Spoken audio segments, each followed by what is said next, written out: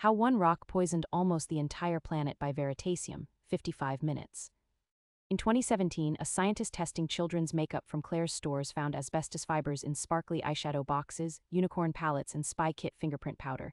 Not in the 1980s. In 2017, he tested Claire's products from Brazil to Japan to London. Every single one contained asbestos. And that is just one tiny chapter in a story that has killed hundreds of thousands of people and continues to kill roughly 10,000 Americans every single year. Here's the thing most people get wrong about asbestos. They think it is a solved problem, something from the past. It is not.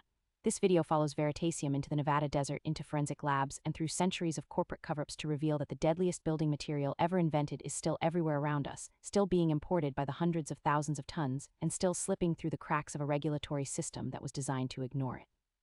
Section 1. The Indestructible Rock That Built Modern Cities. The story starts with the ancient Greeks who discovered a fluffy mineral poking out of the ground that simply would not burn. The science behind it is elegant. Silicon atoms bond with oxygen to form incredibly stable pyramid-shaped units called silica tetrahedra. These link up into sheets, and in asbestos, those sheets curl into tiny scroll-like tubes that remain stable up to 600 degrees Celsius. The result is literally a rock you can weave into fabric. This property made asbestos irresistible during the 1800s urbanization boom. Cities like New York were packed with wooden buildings heated by open flames. In December 1835, 3 fires erupted in Manhattan within 2 days, destroying nearly 700 buildings and causing over $730 million in today's money. Similar catastrophes hit Chicago, London, Hamburg, and Tokyo. In 1858, a 21-year-old named Henry Ward Johns set out to break the chain reaction of building fires. He heated tar in his tea kettle, smeared it onto cloth, pressed in cheap asbestos fiber scraps, and ran the whole thing through his wife's clothes wringer. It worked. It did not burn.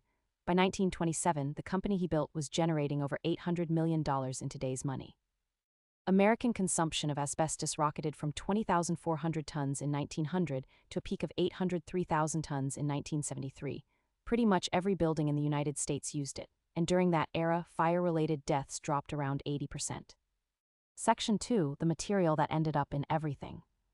By the mid-20th century, asbestos was not just in buildings. It was in brake pads, toasters, ironing boards, hair dryers, surgical blankets, beer filters, and even a brand of toothpaste.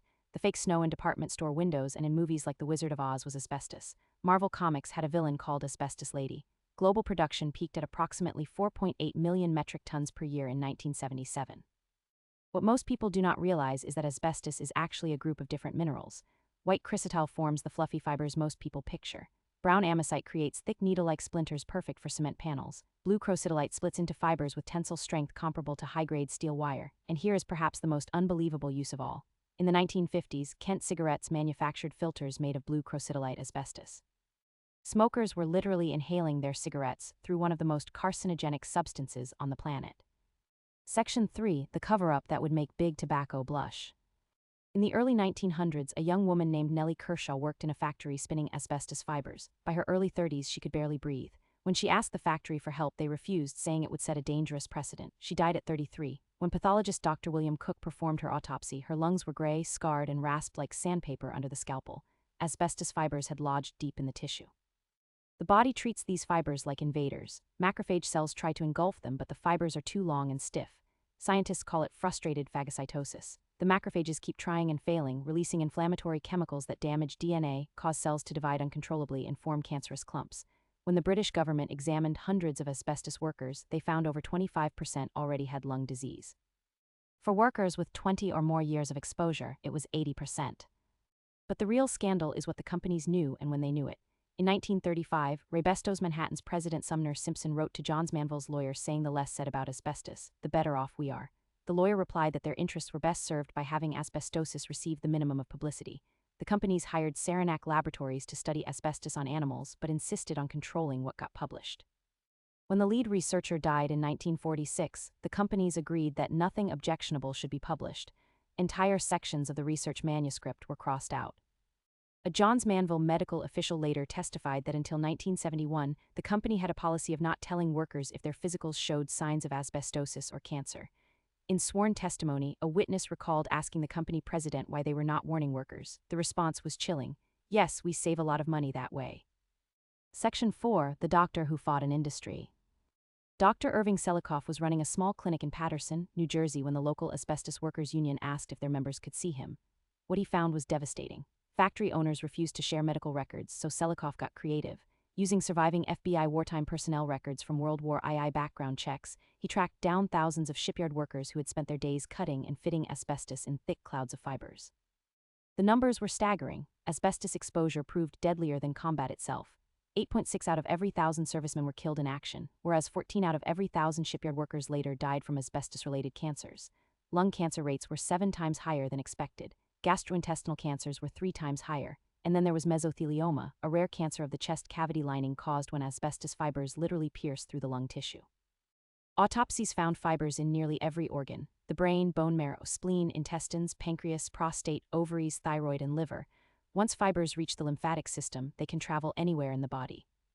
The asbestos industry fought back viciously. They funded research minimizing the risks. They launched a coordinated PR effort to discredit Selikoff, calling him an alarmist and spreading rumors that his medical degree from Scotland was not legitimate. But Selikoff worked 18-hour days documenting every patient, publishing data, and urging policymakers to act. Section 5. Johns-Manville's Monopoly of Silence. What makes this cover-up particularly sinister is how Johns-Manville systematically eliminated alternatives. They acquired the biggest Rockwell company. They bought up the key patents to calcium silicate insulation, a product that could be made without asbestos. They incentivized competing companies into creating asbestos product lines. With each acquisition, another potential competitor lost the ability to speak out or offer an asbestos-free alternative. As one expert put it, that is how the asbestos industry guaranteed its survival, by ensuring no one could speak out against it. In 1982, Johns-Manville filed for bankruptcy protection, not because they were broke but to shield themselves from lawsuits. Between 1940 and 1980, the industry had exposed roughly 21 million Americans to asbestos fibers, causing at least 8,000 to 10,000 deaths every year. Johns-Manville continues operating to this day under a different name. Section 6, September 11th and the wrong test. When the World Trade Center towers fell, they pulverized asbestos-containing construction materials into microscopic particles that remained airborne for days. The EPA was tasked with determining whether the air was safe. They chose polarized light microscopy, a method that struggles to detect asbestos below 1% concentration and cannot see fibers smaller than about 5 micrometers. These are precisely the fibers that are most dangerous, the ones small enough to lodge deep in lung tissue. Researchers who used the more sensitive transmission electron microscopy found asbestos levels far above the EPA's safety thresholds. They posted results on the American Industrial Hygiene Association website. Within hours, the post disappeared. Less than 24 hours later, the researchers were notified they had been taken off the job. One former EPA chief investigator later said on CBS that the agency had deliberately used the wrong testing methods and downplayed the danger. The EPA declared the air safe. As of December 2023, 6,781 people registered with the World Trade Center Health Program have died of illnesses or cancers linked to their time around Ground Zero. That is more than twice the number killed in the attacks themselves. Section 7. Asbestos is still in the dirt around Las Vegas. This is where the story takes its most unsettling turn. Geologists Brenda Buck and Rod Metcalf found asbestos spread across approximately 1 million acres outside Las Vegas. There were no asbestos mines in Nevada, no industrial sites. The asbestos is naturally occurring, eroded from bedrock into sediments and streams.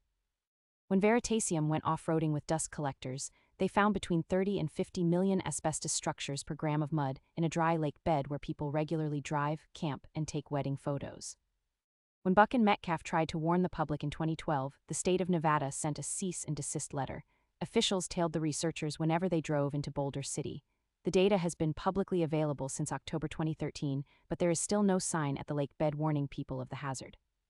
The fundamental problem is the definition of asbestos itself. Only 6 minerals are officially classified as asbestos, chosen because they were the ones being commercially mined. Anything else, no matter how fiber-like or dangerous, does not count. A single fiber can contain 2 different mineral phases. One side might meet the legal definition of asbestos while the other does not, but as one scientist put it, your lungs do not care about these categories. Section 8. A global crisis that is far from over. In 2024, the United States finally banned chrysotile asbestos, but only chrysotile. The ban does not cover the other 5 types. Some manufacturers have up to 12 years to phase it out. It does not address asbestos already in buildings, schools, and homes. It does not fix the classification and detection loopholes, and it does not address naturally occurring asbestos in the environment. Meanwhile, other countries are importing it at staggering rates. India imported more than 350,000 tons in 2019 alone. Researchers predict that 6 million people in India may develop asbestos-related diseases in the coming decades. All the asbestos already mined does not naturally decay. It is still there in buildings, in soil, in products, waiting to go airborne. As one researcher said, we will look back at this the way we look back at tobacco. you might find out that asbestos-related disease has touched you in some way you do not even know yet. Key takeaways. 1. Asbestos is not a solved problem. It is still killing roughly 10,000 Americans per year and was found in children's cosmetics as recently as 2017. 2. The asbestos industry ran one of history's most coordinated corporate cover-ups, suppressing research, discrediting scientists, and acquiring competitors to maintain a monopoly of silence. 3. After September 11th, the EPA used testing methods that could not detect the most dangerous asbestos fibers and declared the air safe. Over 6,700 people have since died of related illnesses.